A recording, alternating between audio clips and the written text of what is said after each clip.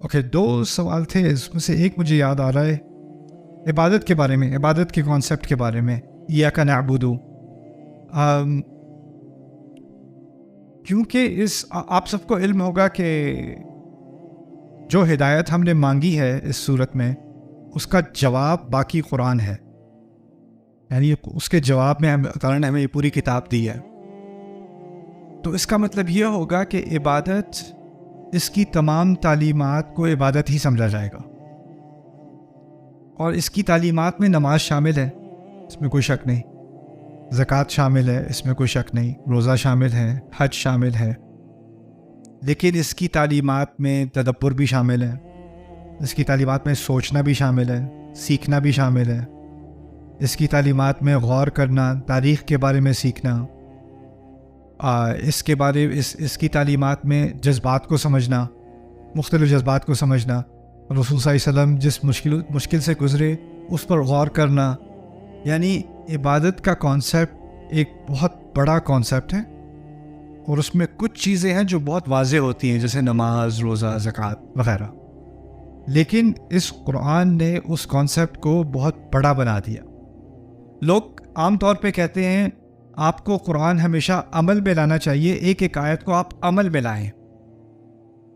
میرا سوال یہ، آپ الف لام میم کو عمل میں کیسے لائیں گے؟ ذالک الکتاب لا ریب فیہ عمل میں کیسے لائیں گے؟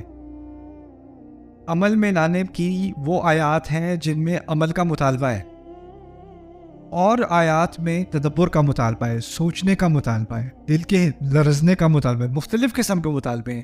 ہر مطالبہ عمل نہیں ہے، عمل تو ایک پہلو ہے عبادت کا، لیکن عبادت کے اور بہت سارے پہلو بھی ہیں، اور کیونکہ باقی مذاہب میں ان سب کو الگ الگ کر دیا گیا، فلسفی اور ہو گئے، اور عبادت کرنے والے اور ہو گئے، اور احکام پہ زور کرنے والے اور ہو گئے، اور جو ہے روحانیت کو سمجھنے والے اور ہو گئے، انہوں نے اپنے اپنے ڈپارٹمنٹ کھول لیے۔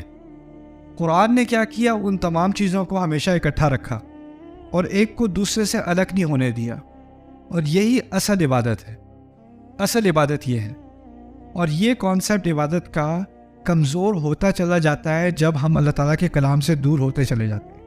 جتنا آپ اس پہ غور کرو گے، آپ کا کانسیپٹ خراب نہیں ہوگا، جتنا اس سے دور ہوتے چلے جاؤ گے، عبادت کے کانسیپٹ میں کمزوری اور کمی آتی چلی جائے گی، یہاں تک کہ اس مقام تک پہنچ جائیں گے کہ ہم کہیں گے، کسی کے بارے میں کہیں گے عبادت کر رہا ہے، اس کا مطلب یہ نماز پڑھ رہا ہے، لیکن اگر وہ کمائی کر رہا ہے اپنی فیملی کے لیے تو یہ نہیں کہیں گے عبادت کر رہا ہے۔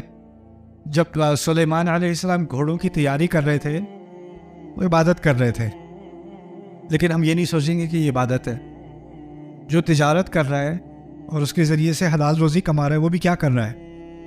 عبادت کر رہا ہے، وہ عبادت کر رہا ہے۔ تو اس کا ایک جو جامع تصور ہے نا، اس کو اپنے سامنے رکھنے کی بہت ضرورت ہے۔